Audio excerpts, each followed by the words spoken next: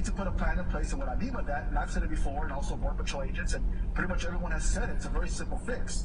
You reinstate the Remain in Mexico policy, you end catch and release, and also start the border wall construction. That'll buy some time, that'll alleviate the pressure, the flow of people coming across, especially those that live along the border, and then you can come together, both parties, and have a long-term solution. But in the meantime, we need to stem that flow, we need to stop the drugs that are coming across, especially fentanyl, and actually target those criminal organizations that are operating both in the U.S. and Mexico. You are capturing and you are seizing a tremendous amount of drugs. That's the great news.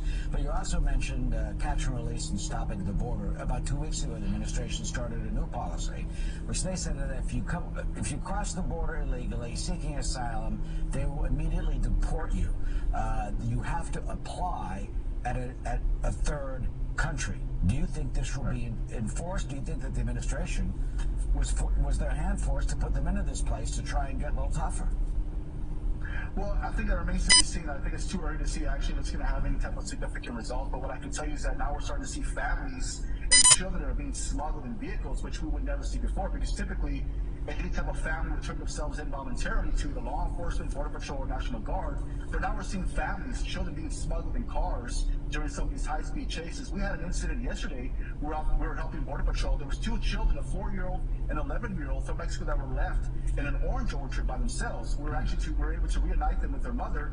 But now we're starting to see children that are being victimized, not just in terms of, them coming across the border and also this long treacherous journey to make it, but also being smuggled in vehicles by human smugglers. Why is that? Why that changed, do you think? From, when we saw the flows of families who were told, you just give yourself up, come in, you get on the bus. Why this change to now suddenly smuggle them?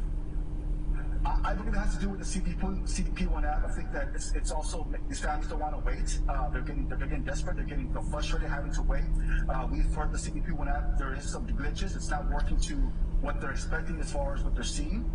So I think that has a lot to do with it. Also, the criminal organizations in Mexico, the way they operate, they have that messaging. They will try to get these families, anybody, to cross that border because that is their moneymaker.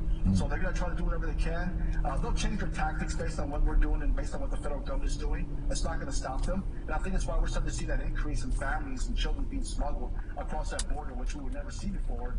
But again, it's very unfortunate, especially now going into spring and the summer, where we see normally these